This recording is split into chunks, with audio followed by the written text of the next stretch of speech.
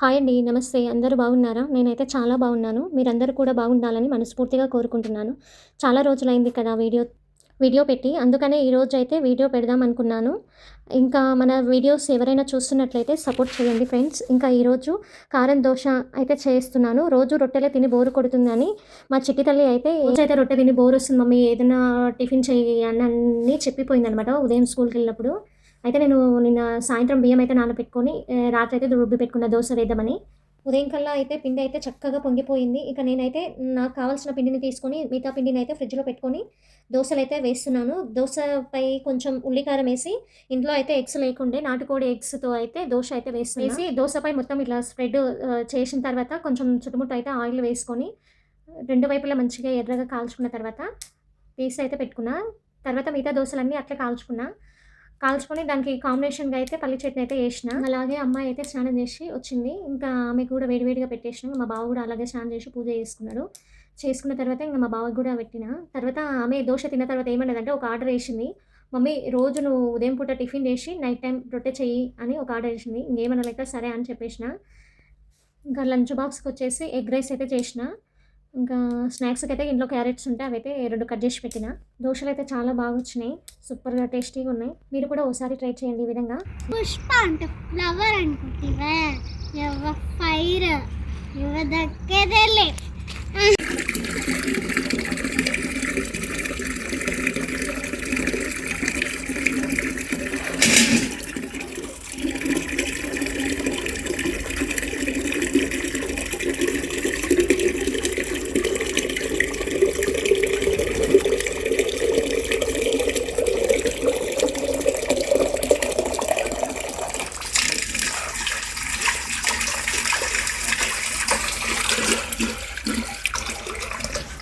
ఇంకా చిన్ని అయితే స్కూల్‌కి వెళ్ళింది. తర్వాత ఇంకా ఇంట్లోకి నీళ్ళు గూడా లేకుండే నీళ్ళైతే పట్టుకున్న మోటరేసుకొని. తర్వాత ఇంకా మా బావ గూడా బయటికైతే పని మీద బయటికి వెళ్ళిండు. ఇంకా మధ్యాహ్నానికైతే అన్నం వండి నిన్న సాయంత్రం గుగ్గిలేసింటిమి. అవే గుగ్గిలతో అయితే గుగ్గిల చారైతే చేస్తున్నా. అదైతే షార్ట్ వీడియోలో వస్తది చూడండి.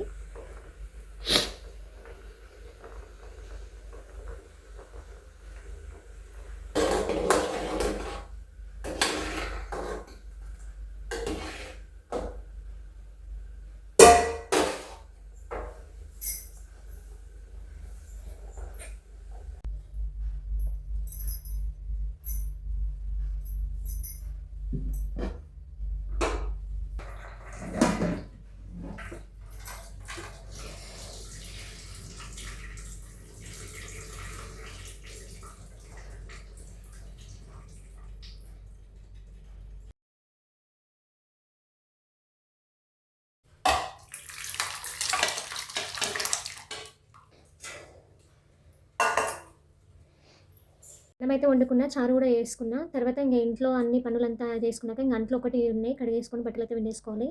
ఇంకా నాకు గూడా ఆకలి అనిపిస్తే నేను కూడా 2 దోసలేసుకొని అయితే తిన్నా. ఇంకా అంట్లయితే కడిగి కొన్ని బట్టలైతే ఉన్నాయి అవి వాషింగ్ మిషన్‌కయితే వేయాలి.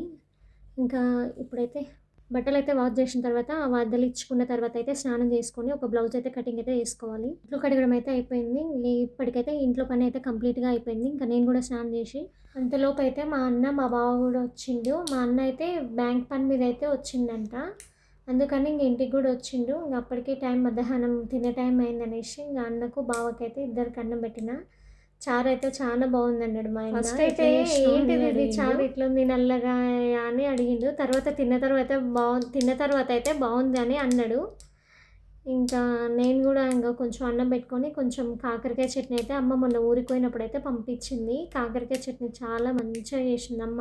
నిజం చెప్తున్నా అసలు ఇది కాకరకాయ చట్నీలాగా లేనే లేదు. కాకరకాయలు అంటే చేదు ఉంటుంది కదా, అస్సలు కాకరకాయలే చేదే లేదు. చట్నీ ఎట్లా చేసిందో ఏమో. ఒకసారి అయితే అమ్మని అడిగి నేను కూడా ఒకసారి ట్రై చేయాలి.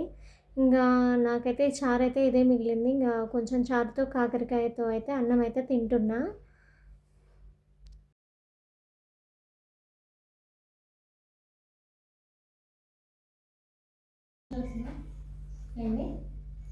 కనెక్షన్ ఇచ్చేది ఉంది ఇచ్చి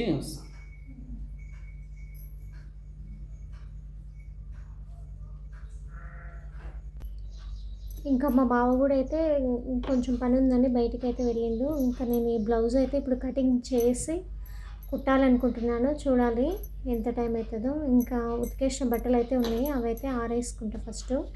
అవి ఆరేసుకున్న తర్వాత ఇది కటింగ్ అయితే చేసుకుంటా.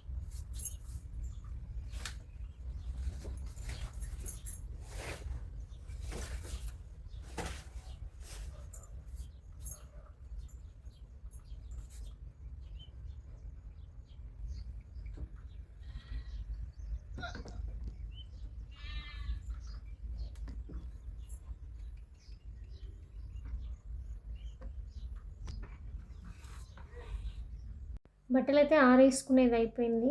ఇంకా బ్లౌజ్ అయితే కటింగ్ అయితే చేసుకుందామని కట్ చేసుకుంటున్నా. అయితే ఈ శారీలో వచ్చిన బ్లౌజుని నేను బుట్ట చేతులు పెట్టుకుందాం అనుకున్నా. కాకపోతే ఇది 80 సెంటీమీటర్లు ఉంది కాబట్టి బుట్ట చేతులకు నాకు నా బ్లౌజులు నేనే స్టిచ్చింగ్ చేసుకుంటా. షార్ట్ హ్యాండ్స్ నార్మల్ పెద్ద ఫ్యాషన్ ఏం కాదులే కానీ నాకు పెళ్ళి కాకముందు మా అమ్మ వాళ్ళు టైలరింగ్కి అయితే పంపించిండ్రు. 1 మంత్గా పోయింది. పెళ్లి ఫిక్స్ అయిన తర్వాత మా అమ్మ వాళ్ళు అయితే పంపించలేదు. ఇక్కడ నేనైతే కుట్టడానికి కూడా నేర్చుకున్నాను. నేను ఫోన్లో చూసే ఈ కటింగ్ అనేది స్టిచ్చింగ్ అనేది నేర్చుకున్నా. అలాగే మా చిన్ని కూడా నేను డ్రెస్సులు కూడా స్టిచ్ చేస్తాను. ఆ వీడియోస్ కూడా ఈ వీడియోలో మీకు నేను ఇంకొకటి ఇన్ఫర్మేషన్ అయితే ఇవ్వాలనుకుంటున్నాను. ఏంటిదంటే ఇప్పుడు చీరలో వచ్చిన క్లాత్తో మనం డబుల్ జాకెట్ కుట్టించుకుంటాం కదా, ఆ జాకెట్ కుట్టేటప్పుడు ఊక జారుతుంటుంది కదా, జారకుండా మనం అట్లా కుట్లేమి వేయకుండా ఒక ట్రిక్ అయితే నేను చూపిస్తాను. అది వీడియో అనేది షార్ట్ వీడియోలో పెడతా, ఒకసారి ట్రై చేయండి. అస్సలు డిస్టర్బెన్సే కాదు. ఒక హాఫ్ అన్ అవర్లో డబుల్ జాకెట్ అయితే కుట్టుకోవచ్చు, ఈజీగా కుట్టొచ్చు. సింగిల్ జాకెట్ కుట్టినంత టైంలో డబుల్ జాకెట్ అయితే కుట్టొచ్చు. మీరు కూడా ఒకసారి అట్లా చూడండి. మీరు ఇంతకుముందు వీడియోస్లో అయితే చూసింటారేమో అనుకుంటున్నా. ఎవరికైనా తెలియని వాళ్ళకైతే తెలుస్తుందని చెప్తున్నా. ముందుగా అయితే లైనింగ్ అయితే వాష్ చేసుకొని ఆరబెట్టుకున్న తర్వాత అయితే కొలతలు తీసుకొని కట్ చేసుకుంటున్నా. ఫస్ట్ అయితే బ్యాక్ సైడ్ కట్ చేసిన తర్వాత ఫ్రంట్ సైడ్ అయితే కట్ చేసి హ్యాండ్స్ కూడా కట్ చేసుకుని క్రాసులు కూడా కట్ చేసుకున్నా. తర్వాత చీరలో వచ్చిన క్లాత్ని కూడా ఆ లైనింగ్ ముక్క పెట్టేసి అది కూడా కట్ చేసుకుంటున్నా. కట్ చేసుకున్న తర్వాత నేను ఎట్లా స్టిచ్ చేస్తాను అనేది మీకు చూపిస్తాను. నెక్స్ట్ వీడియోలో అయితే చూపిస్తాను. మన ఛానల్ని ఎవరైనా కొత్తగా చూస్తున్నట్లయితే సపోర్ట్ చేయండి ఫ్రెండ్స్. ఈ రోజుకైతే ఈ వీడియో ఇంతే. Thank you for watching.